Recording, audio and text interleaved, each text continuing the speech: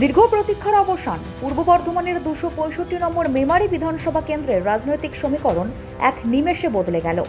মেমারির ভূমিপুত্র মানব গুহর নাম প্রার্থী হিসাবে ঘোষণা করতেই উল্লাসে ফেটে পড়ল গেরুয়া শিবির। শঙ্করধ্বনিয়া জয় শ্রীরাম স্লোগানে এখন উত্তাল মেমারির আকাশ বাতাস। নাম ঘোষণা হতে না হতেই রণংদেহী মেমারির বিজেপি প্রার্থী। মঙ্গলবার সকালে তৃণমূলকে নিশানা করে কার্যত তোপ দাগলেন মানব গুহ। তার সরাসরি প্রশ্ন, নিজেদের ঘরের ছেলেকে প্রার্থী দিতে পারল না তৃণমূল? মেমারিতে কি তবে ঘাসফুল শিবিরের সংগঠন তাসের ঘরের মতো ভেঙে পড়েছে? শাসক দলকে কটাক্ষ করে তিনি আরও বলেন, মেমারিতে তৃণমূলের পায়ের তলার মাটি সরে গিয়েছে, বাইরের উপর নির্ভর করতে হচ্ছে তাদের। এখানেই শেষ নয়, নিয়োগ দুর্নীতি থেকে শুরু করে রাজ্যের একাধিক ইস্যু তুলে ধরে তিনি দাবি করেন, এই দুর্নীতিগ্রস্ত সরকারের পতন এখন স্রেফ সময়ের অপেক্ষা। রাজনৈতিক মহলের মতে মানব গুহকে প্রার্থী করে বিজেপি মেমারিতে এক বড় চাল চেলেছে। একদিকে ভূমিপুত্রের আবেগ আর অন্যদিকে শাসক দলের প্রতি ক্ষোভ। এই দুই অস্ত্রকেই ঢাল করতে চাইছে পদ্মশিবির। জয়ের ব্যাপারে 100% আশাবাদী মানববাবু এখন থেকেই কোমর বেঁধে নেমে পড়েছেন নির্বাচনী ময়দানে। কিন্তু প্রশ্ন হলো, মেমারির মানুষ কি ঘরের ছেলেকে আশীর্বাদ করবে, নাকি উন্নয়নের নিরিখে পাল্লা ভারী হবে তৃণমূলের? আপনাদের কি মনে হয়, মেমারি বিধানসভা যুদ্ধে কে মারবে বাজি? কমেন্টে আপনার মতামত জানান আর খবরটি শেয়ার করুন।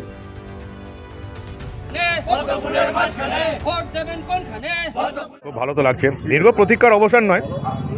দেখো, বিজেপি একটা সর্বভারতীয় দল, বিশ্বের সবচেয়ে বড় পার্টি। তাদের একটা সিটে অনেকগুলো করে ক্যান্ডিডেট আছে, ফলে সেই কারা যোগ্য, কাকে প্রার্থী করা হবে সেই নিয়ে তো একটু সময় লাগবে। অন্যান্য রাজনৈতিক দলের মতো তো নয় যে টাকা দিয়ে প্রার্থী করা যায়। টাকা দিয়ে কিনতে পারলে অনেক তাড়াতাড়ি প্রার্থী হয়ে যায়, সেটা কোনো কথা নয়। দীর্ঘ প্রতীক্ষার অবসান নয়, এরা চলে এরকম অনেকজন যোগ্য প্রার্থী থাকে, তার মধ্যে থেকে কে সেরা, কে এই সিটটা জিততে পারবে, এই জন্য দেরি হয়। টাকা দিয়ে প্রার্থী কে হয়েছে?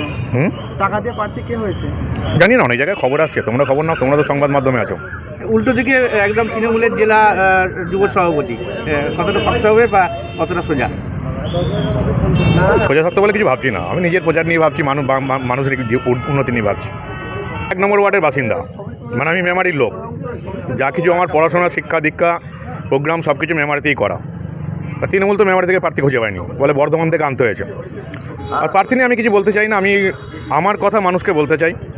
সিস্টেমের পরিবর্তন করতে এসেছি, শুধুমাত্র তৃণমূল সরকারের না, তৃণমূল সরকারের পরিবর্তন করতেই হবে, বাংলার মানুষকে করতে হবে, নাহলে বাঁচার কোনো রাস্তা নেই।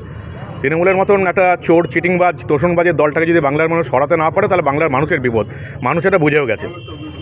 আমি তৃণমূলকে সরানোর পাশাপাশি সিস্টেমের পরিবর্তন করতে চাই। যে এরকম এই দুর্গন্ধ নোংরা রাজনীতিটা চলছে গোটা পশ্চিমবঙ্গ জুড়ে, এই পরিবর্তন করতে হবে। অন্তত চেষ্টা তো করি। এতদিন 25 বছর মিডিয়াতে কাজ করেছি, সরকারের বিরোধী বরাবর খবর হয়েছে। এবার একটা সুযোগ এসছে যে সিস্টেমের মধ্যে ঢুকে কাজ করার জন্য। ফলে সিস্টেমের মধ্যে ঢুকে দেখি আমার দাপটটা সিস্টেমের মধ্যে ঢুকে দেখাতে পারি কিনা। আর অন্য কোনো দলের প্রার্থী নিয়ে আমি কিছু বলতে চাই না। যে বললাম, মেমারিতে তো তৃণমূল প্রার্থীই পায়নি, তাই বর্ধমান থেকে আনতে হয়েছে। আর প্রার্থীর কি কোয়ালিফিকেশন সেটা তো মানুষ সবাই জানে, আমি আর নতুন করে কিছু বলছি না।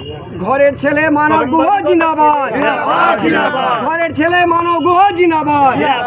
প্রচার শুরু করছেন এখন থেকে? এই তো প্রচার শুরু হয়ে গেছে। সাংবাদিকতা প্রচার আমাদের 15 দিন ধরেই চলছে। রামনবমীর মিছিল দেখোনি? প্রচার তো প্রথমে শুরুই হয়ে গেছে, এটা তো অফিসিয়াল শুরু হবে আজ থেকে। সাংবাদিকতা ছেড়ে একদম দলীয় প্রার্থী না, সাংবাদিকতা ছেড়ে কে বললো? পশ্চিমবঙ্গে প্রচুর সাংবাদিক আছে যারা বিভিন্ন পার্টি করছে।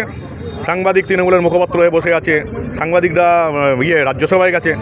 আর তোমরা ভালো করে জানো, once a journalist always a journalist.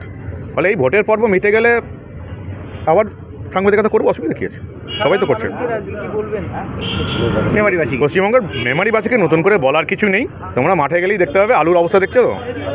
আলুর দর নেই, আলুর চেয়ে আলুর বস্তার দাম বেশি। ফলে মেমারিবাসী বুঝেই গেছে কী অবস্থা। 26,000 মানুষের চাকরি চলে গেল মমতার দুর্নীতির জন্য।